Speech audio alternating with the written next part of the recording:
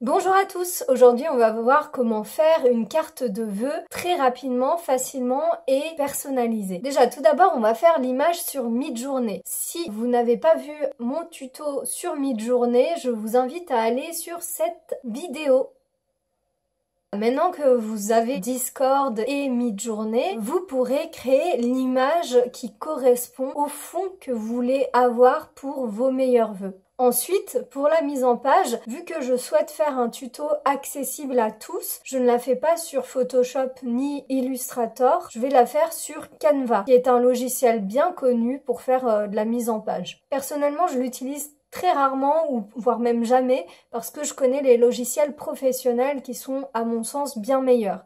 Mais quand on débute, c'est une très bonne alternative. Déjà, on crée son compte. Une fois que c'est fait, on va appuyer sur créer un design. Là, vous allez arriver sur affiche.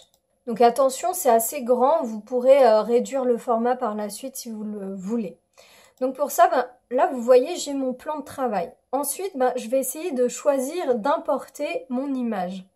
Donc je fais importer des fichiers et là je sélectionne mon image. Hop, je vais cliquer glisser une fois qu'elle est importée. Alors moi je vais essayer de mettre l'enfant au centre, vous voyez, pour donner un petit peu ce côté équilibré. Alors même si en mise en page on pourrait faire, ah non, ça serait même mieux comme ça, vous voyez, parce que là on voit vraiment qu'il regarde vers l'avenir et puis le regard est attiré par l'enfant. La ligne monte, vous voyez, et au final, on a le soleil et une sorte de lune par ici, donc la composition est plutôt bonne. C'est plutôt dynamique et positif puisque tout va vers la droite et vers le haut en fait. Le regard, il fait vraiment comme ça. Alors que, si on avait pris l'autre, peut-être que ça aurait été un petit peu moins positif. Donc là, je vais garder vraiment cette image comme ça. Je la préfère à l'autre finalement, même si j'aime bien le petit robot.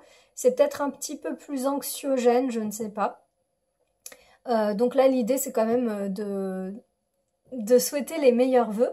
Alors moi j'ai choisi un enfant qui marche dans la neige, qui regarde vers l'avenir, mais vous auriez très bien pu choisir vraiment autre chose en fait. Mais voilà, moi je trouvais que l'image était quand même très explicite.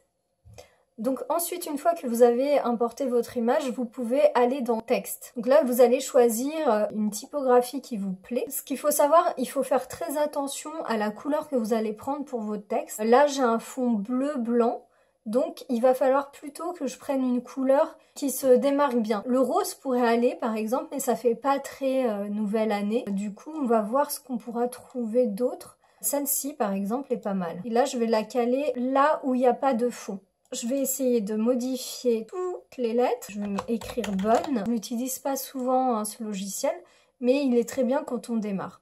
Donc moi, je vous donne des astuces de professionnels en termes de graphisme et de mise en page. Mais sachez qu'il y a aussi plein de templates qui vont vous permettre d'avoir grossièrement une pas trop mauvaise mise en page. Je reste quand même très sceptique à utiliser toujours des choses qui ont déjà été faites, vues et revues et surtout pas forcément adaptées si vous ne connaissez pas la communication visuelle. Vous voyez pourquoi j'ai pris aussi ce design là? C'est parce que c'est du blanc, donc ça ressort un petit peu avec le fond un peu plus foncé, vous voyez. Et il y a du jaune qui est rappelé dans le ciel et dans le manteau de l'enfant. Si vous voulez avoir vos propres typographies, pour ça il va falloir payer en fait tous les mois. Roboto, c'est une typographie qui est pas mal, qui est passe-partout. Si vous l'utilisez, vous êtes presque sûr de ne pas vous tromper. Ce qui est sûr, c'est que déjà avec Midjourney et Canva, vous pouvez déjà commencer à faire des choses assez intéressantes. Vous pouvez vous amuser à chercher, si vous voulez, des designs déjà existants, des typographies. Vous voyez, c'est assez intuitif. Alors maintenant que vous avez fini de mettre en page l'ensemble, vous pouvez partager. Vous pouvez la télécharger. Donc là, vous avez créé une image vous-même de A à Z et donc vous avez quelque chose d'entièrement personnalisé parce qu'avec Midjourney, vous pouvez faire l'image que vous voulez et les textes, vous pouvez trouver quelque chose d'un peu dynamique avec Canva et vous êtes sûr de ne pas le voir chez votre voisin. Là, c'est sûr et certain, puisque Midjourney vous fait une image entièrement personnalisée. J'espère que ce tuto vous a plu et n'hésitez pas à vous abonner.